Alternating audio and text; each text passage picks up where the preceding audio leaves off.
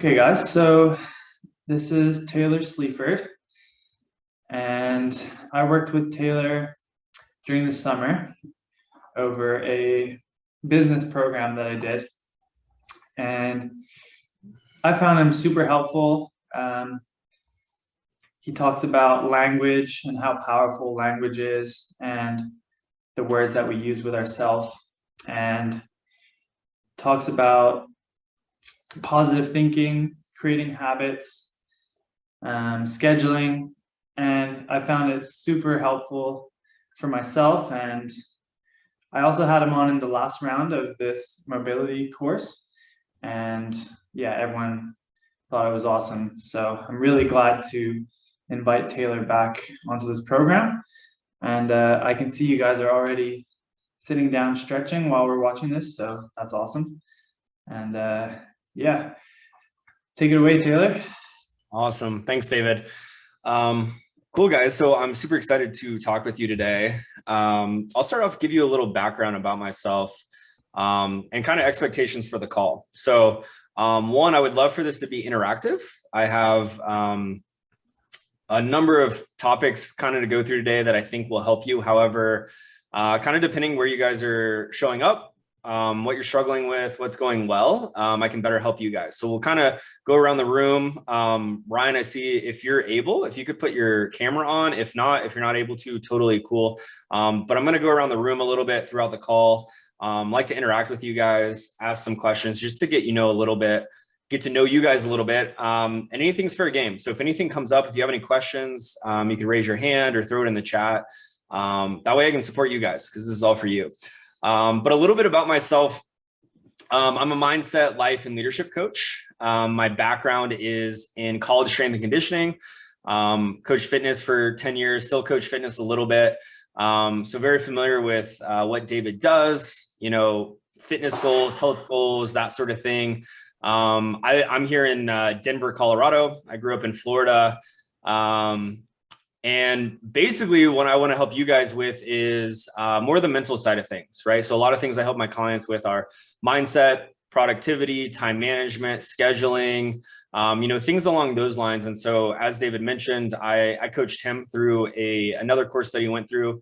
I did some mindset mastermind calls because a lot of times when it comes to getting our goals, it's not always about the plan, right? Maybe we have a plan and that's what David has for you guys, but it's how can we execute? How can we show up better? How can we be consistent? How can we build habits?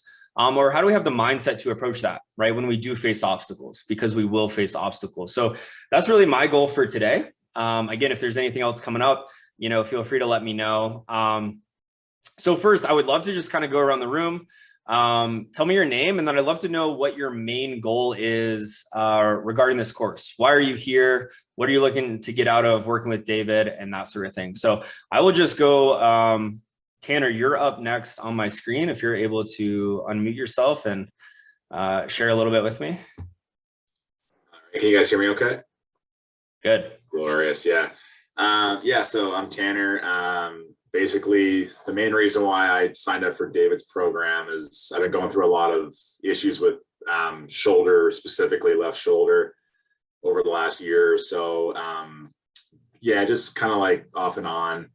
And I found over, several years, limitations in mobility for me. And I've tried things on my own, things like yoga. I've done like ROMWOD memberships, kind of doing stretching on my own. Physio, a lot of that stuff.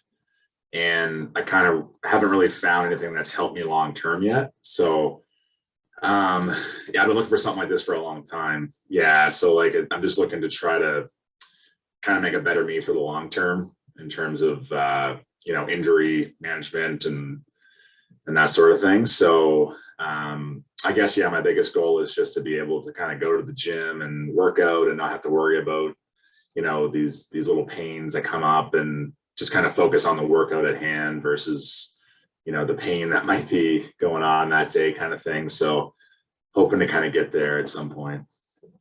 Awesome. I love that. I appreciate you sharing that. I'm definitely familiar with it. Sounds a little discouraging, a little frustrating. But I think you're in the right place with David. I'm familiar with what he does. If you don't mind, I'll ask a follow-up question. What do you feel like has been or is currently the biggest obstacle for reaching your goals? Yeah. Biggest obstacle, I think like just trying to nail down a routine every day. So, starting with David's course, like the first week, it was like a small goal. It was, a stretch for, 2 minutes of squat hold, watch a few videos. And then as it builds and we progress, we kind of get into the deeper stuff. It's just trying to find time to kind of, get it all in. We're doing a few different things. So like the cars, like the rotations, and then specific stretching and strength exercises for me.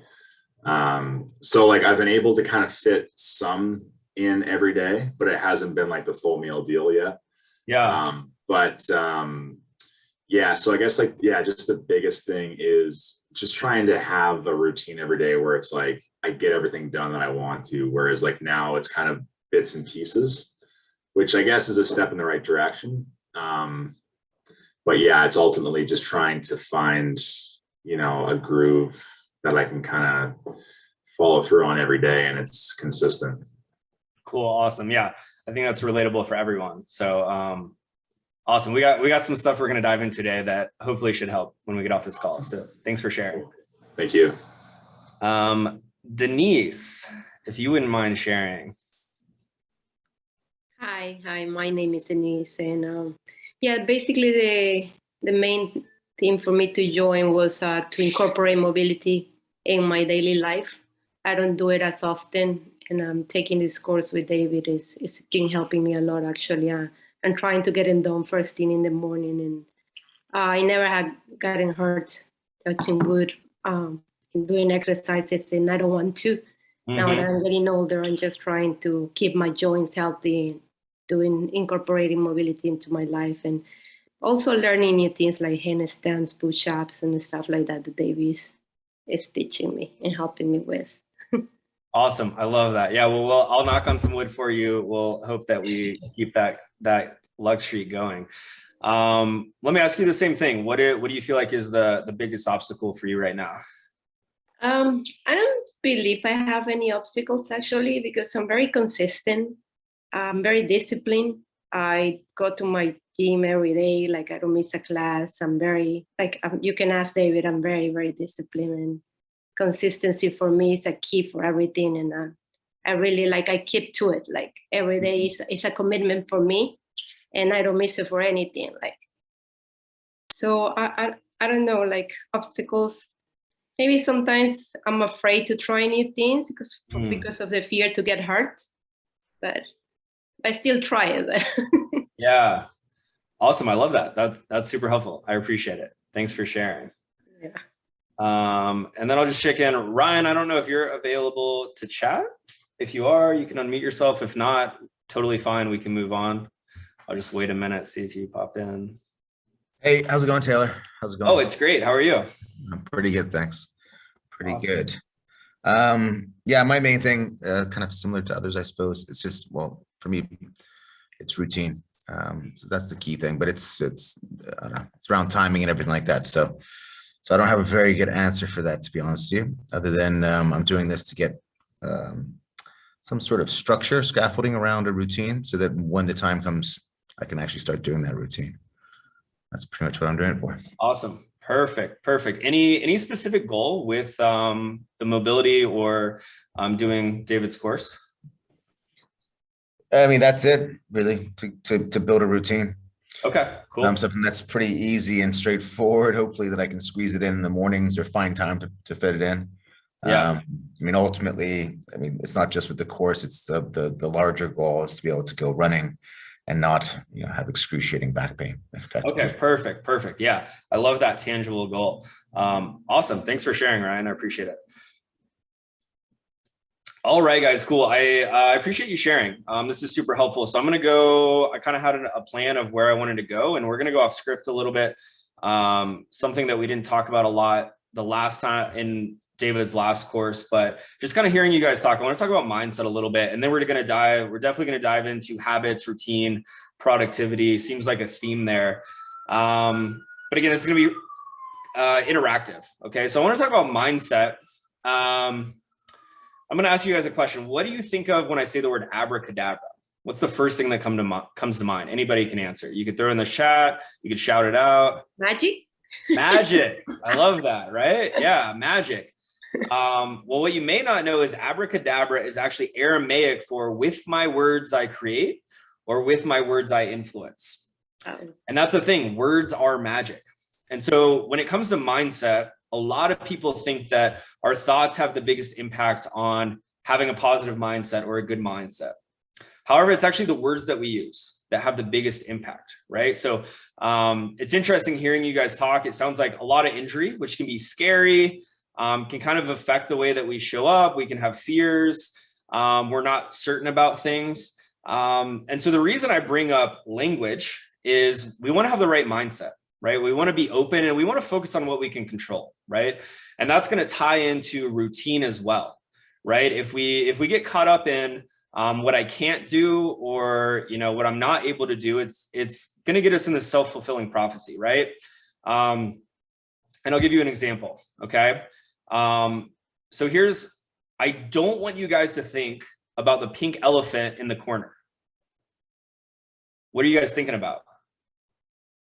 A pink elephant, right? So our mindset is the same way. So if we're constantly thinking about, I don't want to get injured, I don't want to get hurt, right? Then that's where our mind is going to go. And we're going to be focused on that. And we're more likely actually to get injured, right? Or if we're like, oh, I don't have time for this. I can't fit in this routine. I don't have a routine.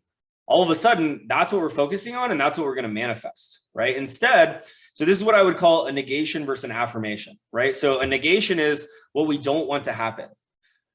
An affirmation is what we do want to happen, right? So when I do goal setting with a lot of people, they focus on what they don't want, right? I don't want to get injured. I don't want to be alone. I don't want to be broke. Okay, cool. But what's that going to do? We're just going to be focused in that. We're going to sit in that. Instead, we want to think about what do we want? Okay. I do want to be healthy, right? I do want to have community. I do want financial freedom. And when you start focusing on what you do want, then we can show up better. Then we can actually take the steps to get there, right? So I want you guys to be cognizant of your language. It's going to be really important in how you show up and if we're making progress, right? Because, hearing all of your guys' stories, it's really about moving the needle 1%, right? It's about building, right? It's a mentor of mine once said, a low trajectory on a distant horizon. I'll say that again, a low trajectory on a distant horizon, right? So if you think about a graph, it's just a nice steady slope. We're making progress for the next year, 5 years, 10 years, right? Instead of making a lot of progress, right? And we see this a lot, especially in the gym. I used to coach CrossFit a lot. So I think some of you guys might be into that, where it's like, cool, a lot of progress. We're working out hard. And then all of a sudden something breaks. We get injured and then we have a lot of time. So it's that up and down and up and down. So instead, we want to focus on just being consistent, right? And our words are going to be important with that, right? So something else I want to bring up is what I would call soft talk versus solid talk, right? So soft talk is words like think, try, maybe, kind of, sort of. They're ambiguous. They leave room for doubt, okay? And I'll give you an example, right? When I first started, so I still do a little bit of online fitness coaching. Now it's more of the mindset life coaching. But when I first started my business, I was leaving a corporate job and I would say things like, I think I'm going to start my own business, or I'm going to try and start an online coaching business. And when I say that, I imagine you guys are not that confident that I'm actually going to do it. It's like 50-50, right? Well, the thing is, how do you think I was showing up if I said, oh, I think I'm going to do this, or, oh, I'm going to try and do this, right? I wasn't showing up as somebody who believed in myself. And it was showing in my work. It was showing in when I would work on my business. So instead, we want to say things, we want to use solid talk, which is like do, will, can, right? And for me, specifically, the reason I use soft talk is one, I didn't believe I could actually do it. And two, I was giving myself an out, right? So if I failed, then it's like, oh, okay, well, I just said I was going to try and do this, right? But again, it's the reason the words matter is how do you show up on a day-to-day, right? And so I'm not going to get all woo-woo on you and say, oh, if you say it, it'll happen, right? Where if you just say, I'm going to make $1 million, you'll make $1 million, right? However, we do want to be conscious of the words that we use, right? And being accurate with our language, because that's going to affect our mindset. Because if we have a healthy mindset, if we have a growth mindset, which again, I know I'm touching on a lot of vocabulary here. The growth mindset is believing that everything in life we can get better at, right? And the fixed mindset believes we're born with specific character traits, right? So, for example, there's two people, growth-minded, fixed-minded. They both take a math test. They both fail. A growth-minded person says, oh man, I'm never going to let that happen again. I'm going to study harder. I'm going to ask for help. Like, I'm going to do better. The fixed-minded person says, oh, I'm just not a math person. Or, oh, I'm not good at this, right? And we see that a lot where it's like, oh, I'm just a lazy person, or I'm just not good with time management, or I'm not good at creating a routine. Well, that's a story that you're telling yourself. And if you say it enough, you're going to start to believe it. Okay. So that's why these words are important, right? And I heard a little bit of this throughout everyone. So that's why I'm bringing it up. I did write one thing down just to touch on. And I just want to say, I say this with love. I'm just coaching you guys because I want to help you get better. But Tanner, you talked about starting your routine. You haven't gone fully in. And you said, I guess that's a step in the right direction. And guess would be soft talk, right? I would say, hell no. That is a huge step in the right direction, right? When we look at where you were to where you are now, right? So I say that because if we say that, we're like, oh, I guess that's a step in the right direction. What kind of emotions do we have? What kind of sensations? We feel like maybe we're a failure, or maybe we're not doing good enough, or we'll never get there, and that's just going to halt our progress, right? So keep in mind the words that you guys are using. And ultimately, I want you to focus on what you can control. Okay. And that's really why I bring on this mindset. And I know David has a plan for you and he has a program, and, coming from a fitness coach, like, yeah, in a perfect world, you can do all of it. However, if, from day one to the final day of the program, if you're consistent 5 minutes a day, when before you were doing 0 minutes a day, I know David would say that's a huge win. That's incredible, right? Because again, especially when we're talking about mobility, because I do know this field, how long have you guys been tight or inflexible? It's likely been years, decades, right? So a lot of times it's not going to just happen overnight. So we're just trying to build the habits. We're trying to get healthy. We're trying to move forward. Okay. So let's focus on our language. Let's focus, kind of the major themes are focus on what you do want, and then focus on what you can control. Right. And it's part of this too, is giving yourself permission. Like you're going to have a day, if you haven't already, where you don't get the workout in, you don't get the mobility in. It might be a week. And here's the thing, give yourself permission, give yourself grace to say, okay, I didn't get it in. Cool. I'm getting on back on track tomorrow. Cause that's what you can control. That's having that growth mindset instead of getting fixated on, oh, I skipped a day, I skipped a week. Well, what's the point of even doing this? Like, I'm never going to get on a routine. Like, you can see how those words and those thoughts kind of spiral out of control, right? Just to pause for a minute, any thoughts or questions regarding mindset before we kind of dive into some of this other stuff? Just check in. And you can give me a thumbs up if you're good, if you feel good with everything. Awesome. Sweet. Cool. We'll keep rolling. So that's kind of the first step. Next, I want to talk about tiny habits. So my goal for you guys today is I'm going to teach you a framework. Okay. I'm going to give you guys some examples that are maybe broad, maybe not super specific to what you're doing, but it's because I want to teach you the tool of these things so you can apply it to David's course, to your own life, to business, to relationships, all of that, right? So when it comes to consistency, the first thing I want to talk about is tiny habits, okay? And there's a book out there too, if you guys are learning, if you're interested in this topic, you want to learn more, BJ Fogg is the author. He came up with this topic. It's not my own unique idea. But it's essentially, when we talk about building habits, we want to create a tiny habit, right? And that's likely, from hearing you guys talk, that's what David has you guys do, is start small, right? Start too small. And so when it comes to tiny habits, there's three main points, right? There's an anchor point. There's the new habit that you want to create. And then we want to celebrate, right? I'm going to break those three down. Okay. So the anchor point is an old habit. So let's say I have a new habit. I want to start working out. I haven't been working out. I want to start working out. Well, instead of just trying to say, oh, well, normally I wake up at 8 a.m. Now I'm going to wake up at 5 a.m. Like, that's just not feasible. That's not realistic. We want to find an old habit, right? That I already do. Okay. So let's say that the only time I can work out is at night. I have a long day at work. I get home from the office. The first thing I do every night when I get home is I sit on my couch. So that's the anchor point. That's the habit, right? Number two, the new habit. What's the new habit I want to implement? I want to start working out. Maybe it's going for a walk. It could be that simple. Okay. However, again, the word tiny, think about tiny in all caps. That's very, very important, right? So I want you guys to think out, you can just think as I'm talking through this exercise, but starting an exercise, what would you guys think is a good time frame to start with? If we'll just say walking, right? Maybe 30 minutes comes to mind, 20 minutes, maybe it's going for distance for a mile, that sort of thing. That's usually what people say. However, that's too much, right? Too many people bite off more than they can chew. In fact, what the habit is actually going to be is I'm going to say, you're going to change into your workout clothes, right? So for me, if that's the example, every time I get home, I sit on my couch first thing. Well, the new habit is I'm just going to change into my workout clothes and put my running shoes on. And so every time I get home, before I'm allowed to sit down on my couch, I change into my workout clothes, right? And that's the habit. That's literally all we're changing. But the odds are, if I change into my workout clothes, I put my running shoes on, well, I might as well go outside. I might as well walk 1 block. And then if I'm walking 1 block, I might as well walk 2 blocks. Maybe I jog a little bit. Maybe I go 3 blocks, et cetera, right? And that's how that works.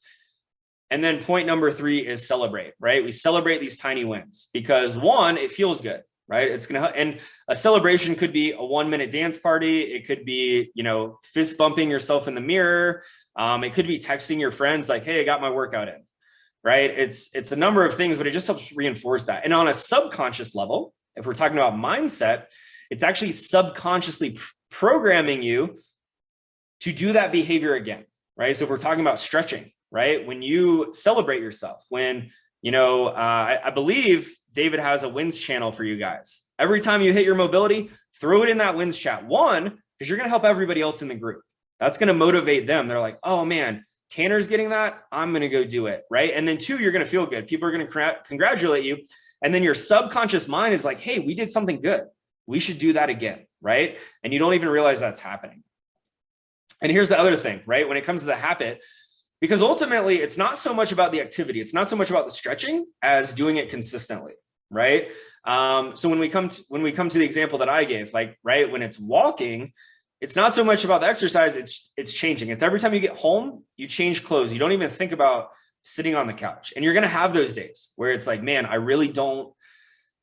don't want to go for a walk. I don't want to change into my workout clothes. Well, still complete the habit. Go change your clothes. And then after you change your clothes, if you're like, you know what, I still really don't want to go for a walk. Cool. Sit on the couch. You checked it off the list. You're allowed to do it. You can have permission, right? So that's the way tiny habits work. So I'll give you one more example just so that it kind of hits home. I had a client once who every night she watches too much Netflix and scrolls social media. And she's like, I really want to start reading more. I said, okay, cool. Like, when can we read? She said at night.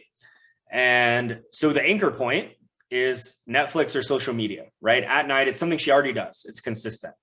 The new habit is reading. So I asked, how long do you want to read? She's like, oh, I could read for 30 minutes. I'm like, no, that's way too long. There's no way you're going to do that. She's like, 15 minutes. I'm like, nope. She's like, 5 minutes. Nope. 1 chapter. Nope. You're going to read 1 sentence. Okay. Because again, going back to that example, you sit down, you turn your lamp on, you open your book, you read 1 sentence. We want to make it so easy that it's like, why would I not do it? Motivation.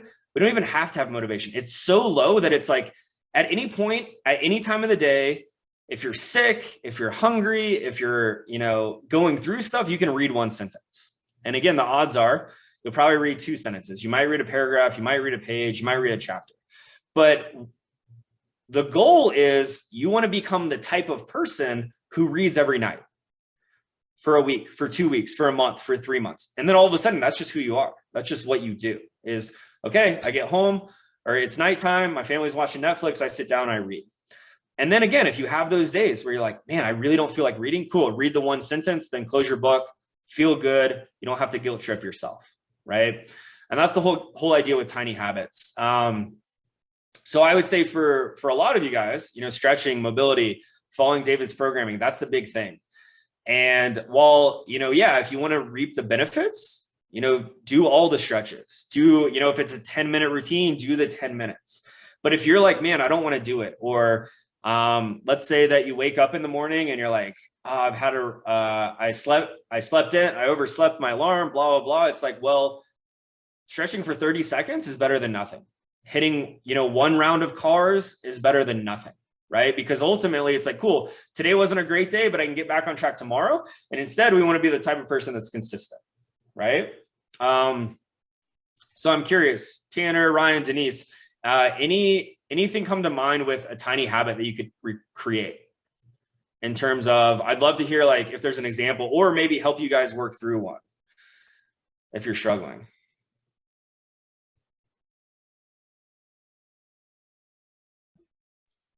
I guess just on the line of this, so like I got a new laptop recently and I've been using the Microsoft application, the To Do, which is literally just a to-do list. Yeah. But the thing that I like about it is when you do something, it slashes it off the list and puts it down below as completed. Nice. And just recently I've decided just to put in all of David's tasks in that. And like you said, something as simple as just like, 2-minute couch stretch, put that on the list. And then when you click it on the To-Do app and it goes into completed, I just feel like this sense of accomplishment. So I've been doing that a lot. And honestly, it's made a big difference for me.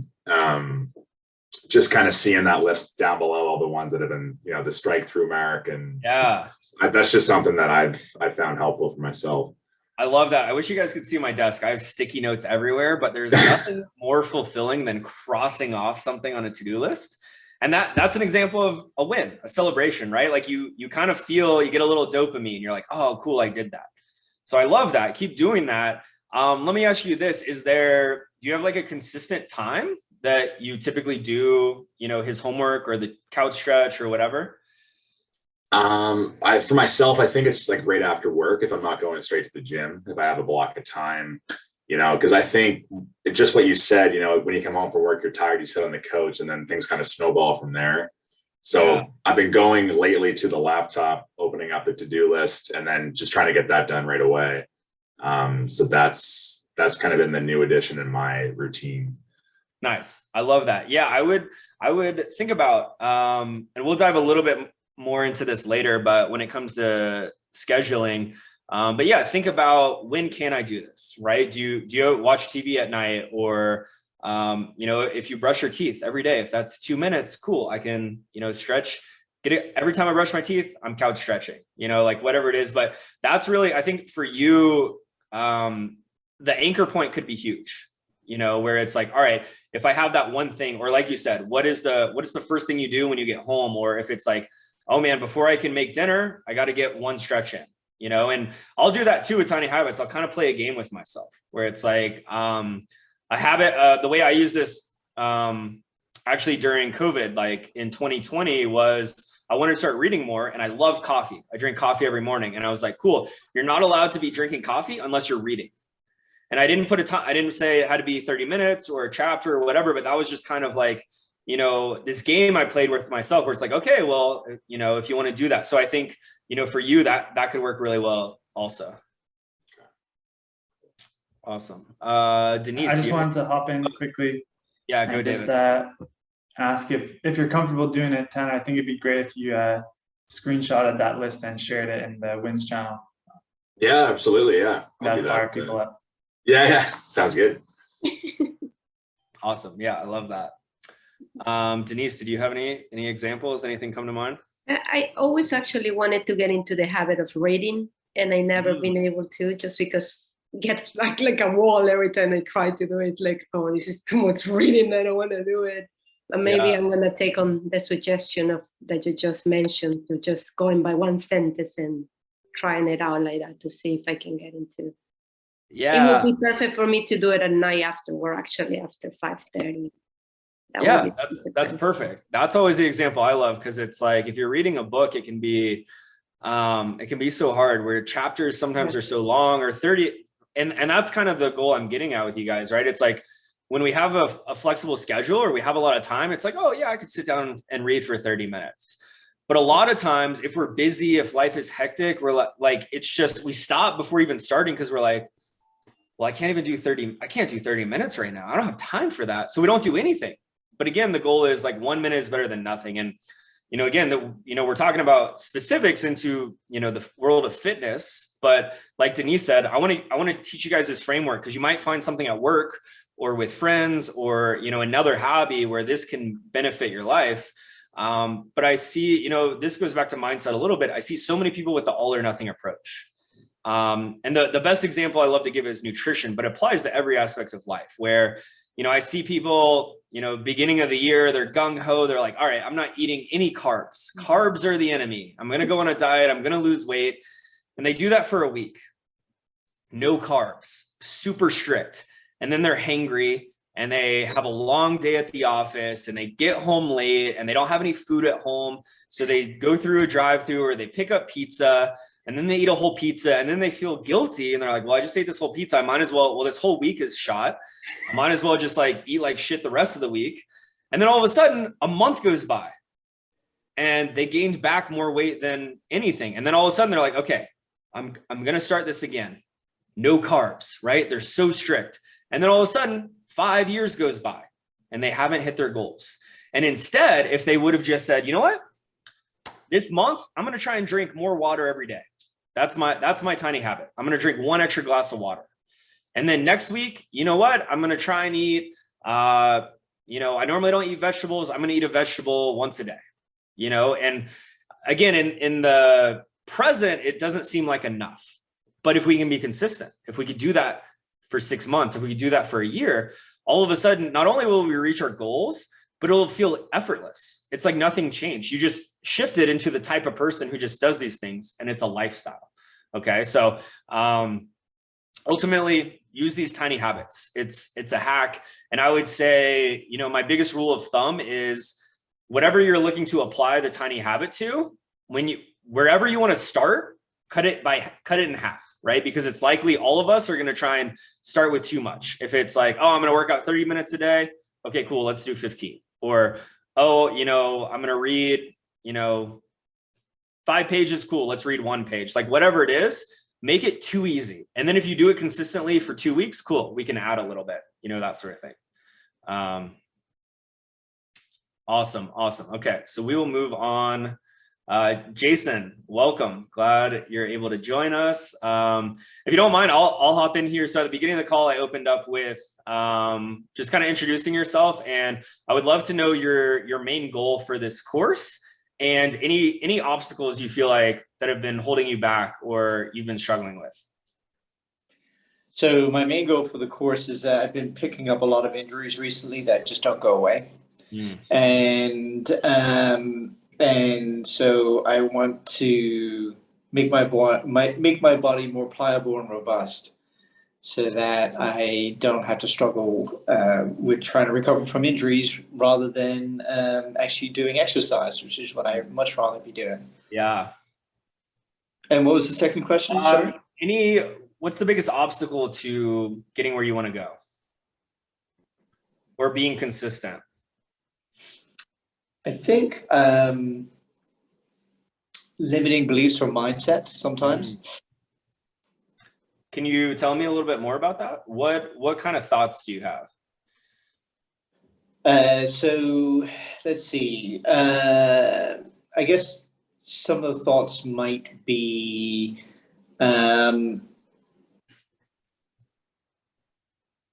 I'm just trying to get it clear in my head because there's so many areas where I feel differently. So I'm trying to think of one where it might actually that might rule them all, so to speak. I don't know. I think it is. I used to have an incredible amount of self-discipline, like incredible amount of self-discipline, and I would say that over the last year to year and a half, that's kind of gone away. But I could, like, anything that I put my mind to, if it had something to do with me doing it without relying on others, it was getting done. Okay. Like, whether that was exercising twice a day, whether that was sticking to nailing macros, to whatever. And that has gone away. And I've been like that all of my life until recently. Do you feel like there's any specific change that you've had? Why that's gone away? I guess it's feeling like I was on the hamster wheel, kind of driving towards these, ticking off the boxes every day, but then putting my head up, looking outside the hamster wheel and thinking, to what extent is this serving me? And I haven't figured out what extent that is. Okay. Yeah, that's interesting. I really like that thought. There's a favorite quote of mine that says, rowing harder doesn't matter if you're headed in the wrong direction. And I imagine that's maybe a little bit of what you felt with the hamster wheel of like, what do I need to do? What should I keep doing? Is that working? We talked about mindset a little bit at the beginning of the call. So I appreciate you sharing, because I think I know this is going to be really applicable for everyone else. I'm curious, would you mind playing a little word game with me? Go on then. Okay. I want you to think of what is something you should start doing. Anything that comes to mind. I should fill in the blank. And I want you to say that out loud. Are we getting into shooting all over ourselves? A little bit.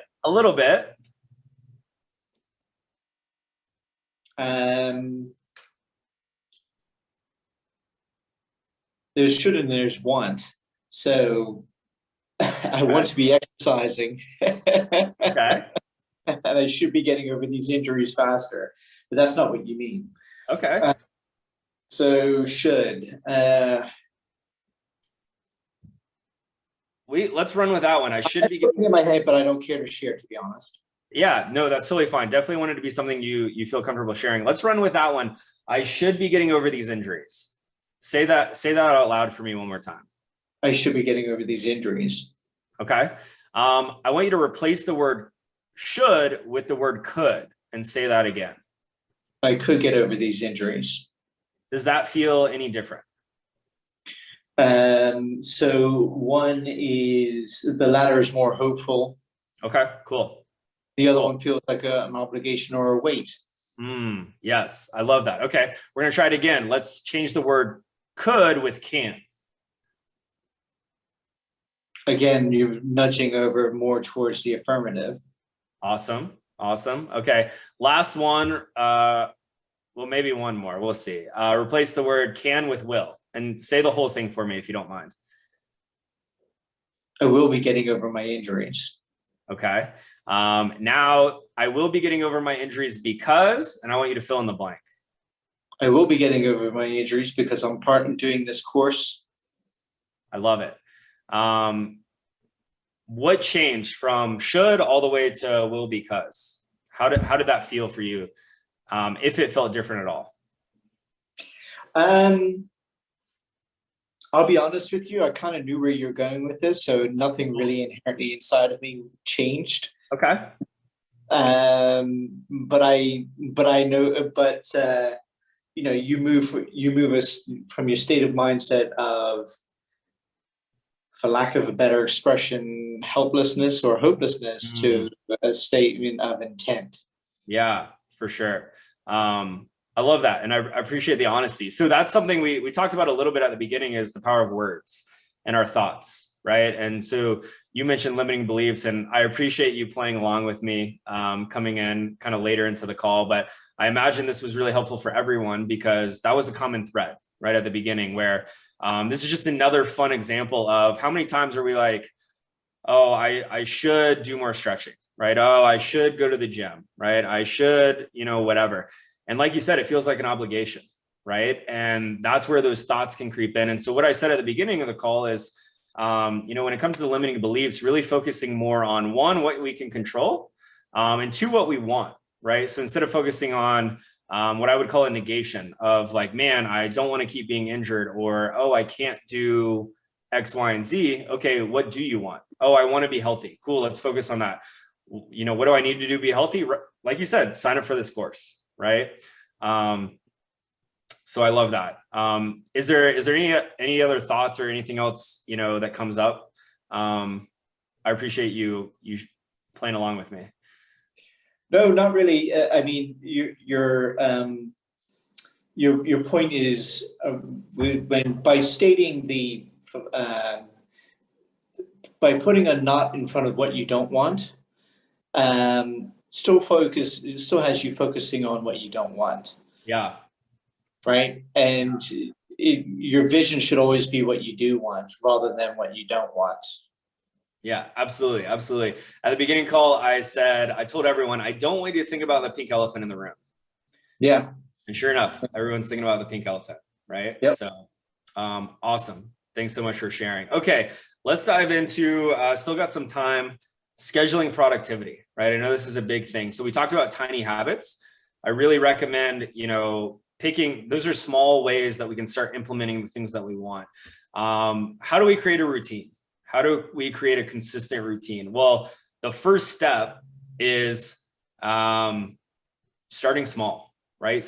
Making it too easy. So utilizing that tiny habit, right? Where if it's 1 minute a day, one stretch a day, whatever it is. So that's the first step. Second, I'm going to say scheduling. Okay. This is something that every single one of my clients we go through. And I've had some clients who, are almost twice my age and they've been very successful. And I'm like, man, we're talking about scheduling. We're talking about time and energy. Do they really need this? Do they really need this help? And sure enough, for everyone, it's something that hits home and it's something that really resonates. And so I would say, even if it's something that you've been good at, it's something that we can slip away from. But the first thing I'm going to tell every single one of you is get your calendar out and put on the calendar when you're going to do this mobility work, when you're going to do David's homework, when you're going to go to the gym, when you're going to read, when you're going to do all these things, right? Because it's cliche, but failing to plan is planning to fail, right? So the way that I teach scheduling, we'll kind of go into a crash course on it. One is I would pick one day of the week. And this is this is a framework. So it's going to apply to this course, but also I really believe it'll benefit every aspect of your life. Pick, a day every week and you plan out your entire week. So for me, that's Sunday. So Sunday nights, I book 30 minutes on my calendar and it's titled Book Yourself to Book Yourself. And literally what I do is I look at my entire week and I plan out my whole week. And I would say when you first start doing this, I want you to be really strict. So like every hour of your day, okay, wake up at 6 a.m. From 6 to 7, I have coffee, I walk the dog. From 7 to 7:30, I eat. From 7:30, I drive to 7:30 to 8, I drive to work. Maybe I'm at work. From 8 to 9, I check emails at work. From 9 to 10, I have a meeting. Like, you kind of get the gist, because discipline ultimately equals freedom. And the reason I want you to be really strict is at the end of the week, you're going to see, oh, what worked well, what didn't work well, right? Oh, this was 2 hours was not enough time for this task, or 2 hours was too much time, right? So that's the biggest thing I see is that most people, especially when it comes to workouts or, extra things, most of the time people are fine with work or meetings, right? Or doctor's appointments. Like those are non-negotiables. But when it comes to other things, it's like, oh, I'll do that later. We push it off to the side. So instead, I would say prioritize that, right? Put it on your calendar where it's like, okay, at 5 p.m. every day, I'm doing David's mobility. And then when you look at the week, you can actually see like, okay, it's penciled on there. I have a plan for it. I have time blocked out for it. So it's actually in my schedule. And then eventually you can get where you have more flexibility, right? So for me, for example, I don't block off every single hour of my day. What I do have is every call, I have all of my calls and meetings blocked off. And then I might have like time blocks. So I might have like from 8 to 11, work. And that could be whatever I feel like. It could be emails, it could be reaching out to clients, it could be, marketing stuff. And you can get a little bit more flexible, but it's going to help you be more efficient. Because today's world, we see a lot of people who are busy, but not many people who are productive.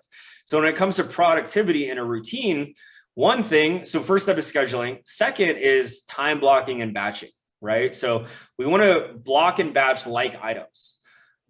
Typically what I see is, let's say if we look at an hour period of time block, and we'll just use work for the example. And in that hour, I check an email or respond to 3 emails, then I make a phone call, then I work on a report, then I do something else, then I check another email. So a lot of research shows us every time you switch from one activity to another, it can take 15 to 30 minutes to focus, right? So if I check email, And then I go to write a report, that's 15 to 30 minutes. And then I go back to checking emails, that's another 15 to 30 minutes. So what I'm going to tell you to do is let's time block 30 minutes. All you're doing is checking emails and responding.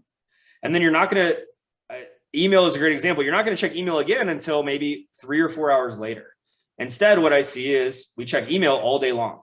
And every time we get an email, we get distracted, right? So that's how we can stay more productive. So that's part of this scheduling conversation too, is like, let's make sure that we can stay focused, right? I would not recommend doing mobility while maybe checking work emails, because all of a sudden you're going to get an email and it's going to feel like something that's emergency, and you're going to stop stretching and you're going to leave and you're going to go do work, right? So it's planning on, okay, what are like items? Like for me, a lot of my work is either client calls or admin work. So I'll actually do days, like I'll have like Wednesday for me is an admin day. I don't really have any calls.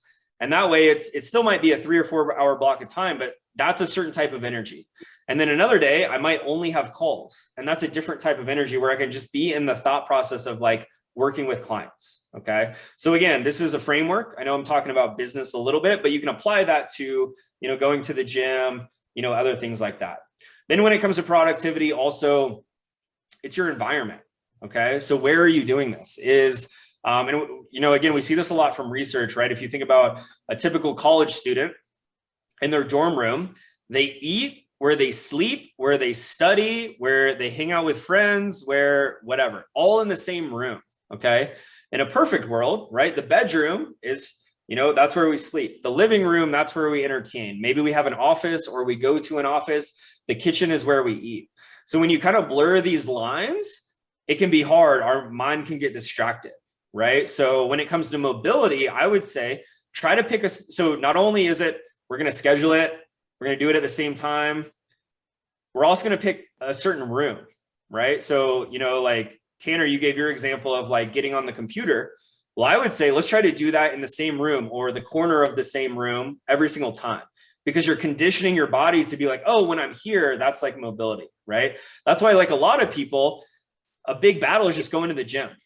If you walk in the gym, all of a sudden you're like, okay, I'm going to work out here. And I know like for me, like when COVID happened and gyms were shut down, all of a sudden it was like I was working out in my garage, but also like my brain was still like, oh, I need to send this email, I need to do this work, I need to like do laundry, that sort of thing. So it's like, if you can find, to the best of your ability, I know it's not a perfect world. Maybe you don't have a separate room you could go into, but maybe there's a corner of a room or a window that you can sit in front of or things like that. So that's where your environment's really going to help too. And then kind of lastly is distractions, right? So trying to remove distractions. So the cell phone being the biggest one, right? It's funny because we have so many stimulus coming our way, right? At all times of the day. I read something recently that said the average attention span went from like 7 minutes to like 30 seconds. I don't know if this is actually accurate, but I would believe it, right? In today's world. And I'm guilty of that too, and I did read some research that said, if it's on Instagram or an email or a text, like we get that notification and that sends dopamine, right? Like we get a hit of dopamine, which is a chemical release that makes us feel good. But actually, it's not even getting the notification. Like for me, my phone, I just showed you, my phone is on my desk. When I look at my phone, I start to get a hit of dopamine because there might be something there, right? I've got it on silent right now. So not only is it not enough to just have it on silent, put it in another room, put it where you can't see it, right? Remove distractions. And again, this is true for the mobility. This is true for business. This is true, relationships. If you're at dinner with friends or family or a significant other, leave the phone in the car, because if it's in your pocket and you feel it, all of a sudden that's where your head's going to go. There was one other thing I want to talk about. And then one other thing that really helps a lot of people with productivity is setting a timer, right? So we kind of talked about this a little bit, and I do want to circle back to this too, where it's like, let's say you have, that, hitting all of David's mobility stuff takes you 15 minutes and you're like, I don't have 15 minutes. Or you're like, man, this is the last thing I want to do today. I'm exhausted. I had a long day. Set a timer, say, hey, just do 30 seconds, right? And I recently was listening to a podcast with some elite level ultra runners. So these are runners, triathletes, and people who do 100-mile races, and they do this professionally. And it was fascinating because they were talking about how the majority of days they got to go run 15 miles, they got to go bike 50 miles. And they start by telling themselves, just go run 1 mile, just go bike for 5 minutes. And they're like, okay, let's do 5 more minutes. Okay, let's do 1 more mile. Right. So even the best of the best, the most elite, like they have those days. Right. So if you feel like you're struggling with your routine, I can't iterate enough. Like something is better than nothing. Forget about the all or nothing approach and maybe just set a timer where it's like, cool, 30 seconds.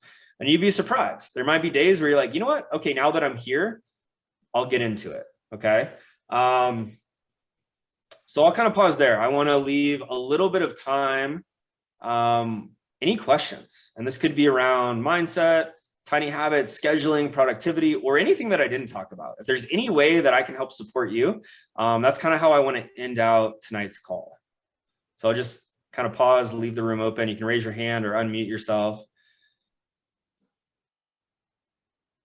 Don't be shy. I'm here for you guys.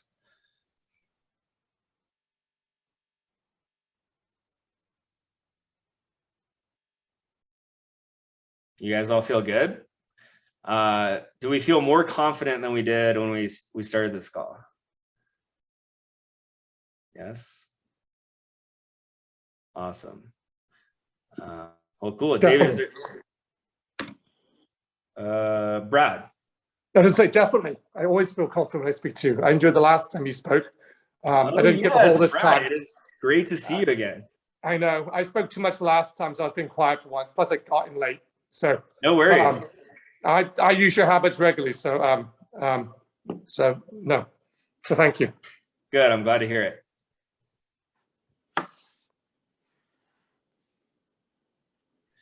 Cool. Anybody else?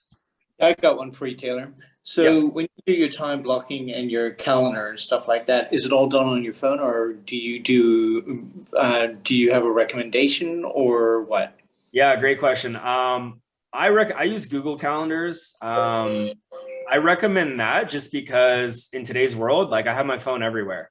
So that way I have my schedule. That's how I started off. Now I kind of have a 3-point system. So I told you guys that I start very, very strict. That's how I want you to start, and then do that for like a week or two. And then if you're like, cool, I'm getting the hang of it, then you can be a little more flexible and maybe only put like major appointments. But part of this is every week you'll check in and be like, okay, what went well? What could go better? How can I adjust? Now where I'm at, I mainly only put like calls with clients, major appointments on my Google Calendar. That's the first thing. Then I'll show you, I have a whiteboard right here on my desk. So basically when I plan out my whole week, I use that whiteboard. So that's where I'll actually write the tasks down. And you could totally do this on a digital calendar as well. But on Monday, I'll be like, all right, what are the 3 to 5 things that I need to do on Monday, right? It's like, I have a client call. I want to like write some emails. I want to like fix my website. Then Tuesday, what do I have? Wednesday, Thursday. And that way I can look at my whole week when I'm sitting at my desk and be like, okay, what needs to get accomplished? And then the third one, so I didn't mention this, I'm glad you asked this question, is I use sticky notes. Okay. And this is so I plan out my whole week, and then today's Thursday. So when I get off this call, I'm done for the day. I'm going to write down what are the 3 things I have to get done tomorrow? What are the 3 most important things?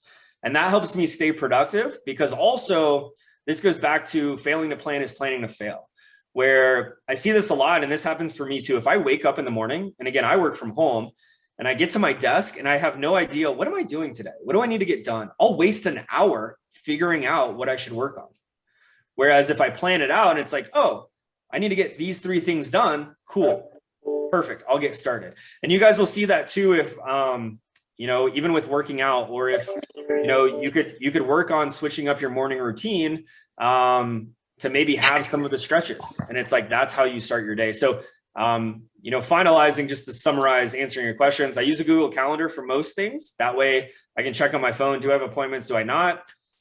I use my whiteboard more for like, okay, what should I accomplish each day? And this also helps where it's like, okay, I don't have to do everything on one day. It's like, okay, I know that Thursdays are, I'm working on my website. So cool, I can focus more on Monday writing emails.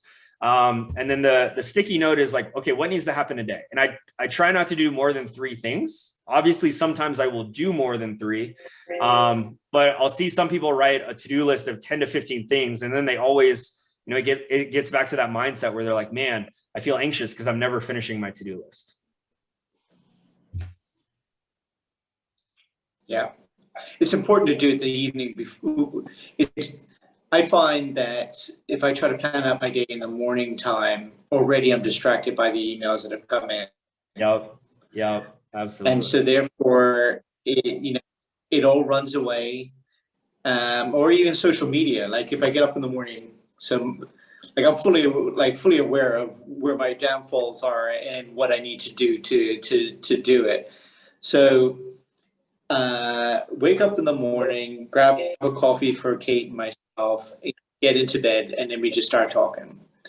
And then we're flicking on the phones and we're talking. The next thing you know, it could either be 15 minutes or 45 minutes is gone, depending on, what's in front of our faces or what we're talking about on the day.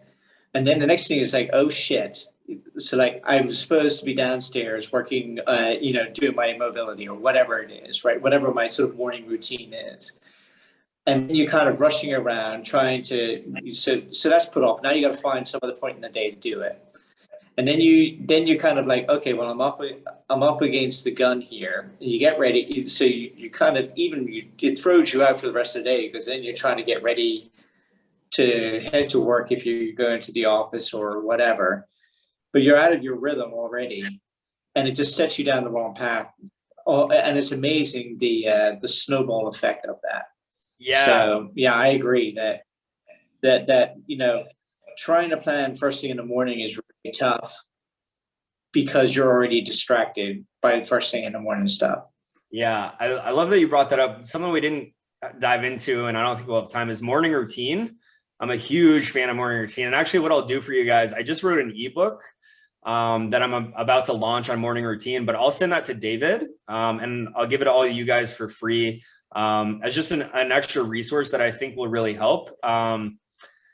Because my biggest recommendation is the first 30 minutes, hour of your day, try not to check your phone, right? Because immediately we get a notification, we get an email, and we get in a fight or flight response, right? We get in that upregulated state and all of a sudden it can throw off your whole day. So I could talk for days about morning routine. Mine starts with coffee, I journal, I meditate all before I look at my phone. And then I'll go to my phone. And then Jason, you made a really good point. And that's why also I have a plan. So it's like when I'm done with my morning routine, it's like, okay, where am I starting?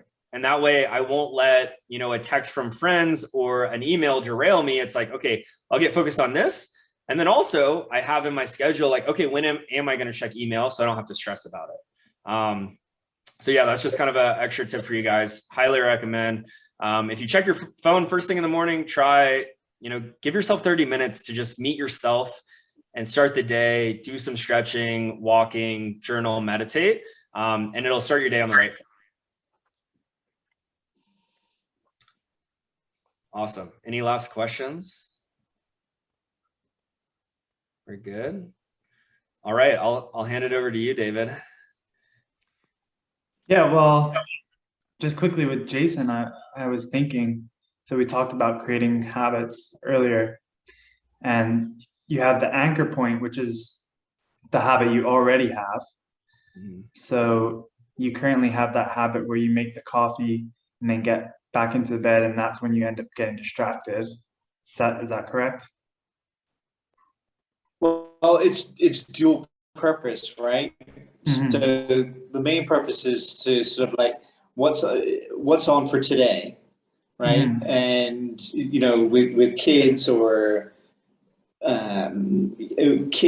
sort of commitments after work or whatever. So we kind of just set the tone for the day as to like mm-hmm. what our commitments are between each other. So there is a purpose behind there. That's not the distraction part, but sometimes the phone is sitting in your hand. Yeah. And then you click on the phone and then all of a sudden you're in a rabbit hole. Mm-hmm. So that's a habit that you already have. So that can be your anchor point. that you can try and attach a new habit to. So like Taylor was saying, so maybe you can say before Kate and I start to plan our day, I have to do cars for one joint. Just one rep of one cars for one joint before I start planning my day. And you can just build it from there. So after you do one, you might feel like, oh, actually, that felt good. I want to do my next car and my next one. But yeah, just start small, one car, one joint before you get into your planning mode. And then celebrate that and share it with us in the Wins channel. Yeah. Usually I'm pretty good at fitting in the car stuff. Okay. Every once in a while it does get derailed. Mhm. And usually it's because I have an early morning call and that just sort of sets off the day wrong. Yeah. Okay. Well, yeah, you could pick, doesn't have to be cars, and it doesn't have to be that particular habit. It's just, yeah, just kind of bouncing Cars are ideas. awesome. I love cars. Cool. All right. Well, thank you so much, Taylor, for your time, and thank you everyone else for being here. I'm really looking forward to that ebook, and I'm going to share that with you all. Yeah, a few final thoughts from me is, yeah, Taylor's giving us a bunch of different tools, but we're all different, and different things are going to work for each of us. And you can even kind of combine some of the tools that Taylor has given us. And I would say always be kind to yourself. Like Taylor was saying, we have these big intentions, but I really, yeah, you guys started off great in the Wins channel, but I think there's definitely been a little bit of momentum being lost in terms of sharing our wins, and that's kind of why I wanted Taylor to come on in week 3, because I find that was when things are starting to dip. And remember, a win can be a tiny thing. It can literally be reading that one sentence of that book, and that's enough to share with other people and to celebrate. And it's celebrating for you, but it's also that reminder for everyone else, because then they see it and it reminds them, and makes them want to do it as well. So yeah, thank you so much, Taylor, and yeah, looking forward to working with you again in the future. Yeah. Awesome. Thanks so much, guys. If I can ever help, feel free to reach out to me. Maybe David, if you want to just drop like my social media stuff in Slack, and I'd love to help you guys in any way. Try out these tiny habits, and I hope you all feel flexible and mobile, and then enjoy the rest of your lives. Thank you, Taylor. Yeah, you're welcome. Thank you very much. Cheers, mate.